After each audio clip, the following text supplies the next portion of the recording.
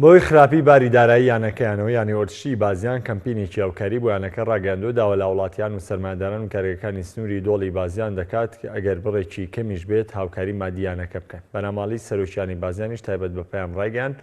لەم ساڵ دوادۆخی دارایی یانەکەیان لەو پەڕەی خراپیدایە و هەر بۆیە لەسەر پێشنیازی بەشێکی زۆر لە ئەندەران و هەوادارانی یانەکەیان ئەم کەمپینیان ڕاگەاندووە. ناوراوەژەشی بۆشکە پێدانی پارە بە ئەندامانی کەمپینەکە بە شێوەیەکی ئارەزومەندانەیە و بە شێوەی زۆر ئەملێنیە و دایانەوێت لە ڕێگەی کەمپینەکە و دۆخی دارایی یانەکە گەر بە ڕادەیەکی کەمیش بێت بەرەو پێشەوە بەرێت. لە درێژەی قسەکانیدا سەرۆکیانی بازیان وتی دۆخی خراپی دارایی یانەکان کاریگەریە بووە لە سەرنجامی یاریەکانی یانەکان لەم ساڵدا لە خولی پلەیەکی کوردستان بۆ پێی لە کۆی سێ تەناتوانیوانەیە یاریبەرنەوە و تەنها خاوەنی سێ خاڵ بن و لە دوو یاریشدا شکستیان لێناوە. ئێمە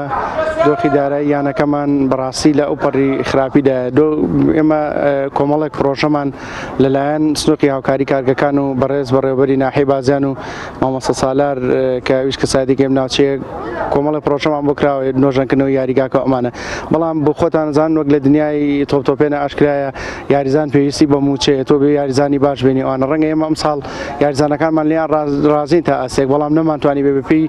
خواستی خۆمان و بەپێی دڵی خۆمان و بەپێی کوالیتی خولەکە پێکاتەیەک دروست بکەین دیارە ئەمەش دەگەڕینەوە بۆ قەیرانی دارایی ئێمە بەپێی کوردوتەنی بەپێی بەڕەکەی خۆمان قاچمان ڕاکێشاوە و ئەم کەمپینەش وازانم کە ئەمڕۆ بینیتان دڵسۆزان و هاوکارانی وەرزش و یانەکە لەم سنوورە کەمپینێکیان ڕاگەیاندووە کە وەک بلیتێکی هاوکاری بۆ هاتەناوەی یاریگا کە ئێمە ناومان نەناوە بلیتی چوونە ژوورە ئیجباری وەکو هاوکاری کۆمەڵێک کەسی دڵسۆز پێی هەساون کردویانە جێگەی دەستخۆشیە لەگەڵ ڕاگەیاندنی کەمپینەکە لە سەرەتایە بەڕێز بەڕێوەبەری ناحیەی بازیان کاک ئیسماعیل ئەحمەد بلیتی ژمارەیەشی کڕی بە بڕی 500,000 دینار و بەڕێز مامۆستا سەرهەنگ بە بڕی 150,000 کە دیارە ئەمانەش لە خەمخۆریان بۆ یانەکەەوە ئەم دەست پێشخەریان کردووە و هیوادارم هەموو ئەو کەسانەی کە لێرە توانای مادیان باشەوە هەموو ئەو کارگە و مەعاملانە ئەوەی کردویانە بۆ ناوچە زیاتری بکەن کە بۆ ئەم ناوچەیەوە هەم بەتایبەت بۆ وەرزشکاران و بۆ یانەکە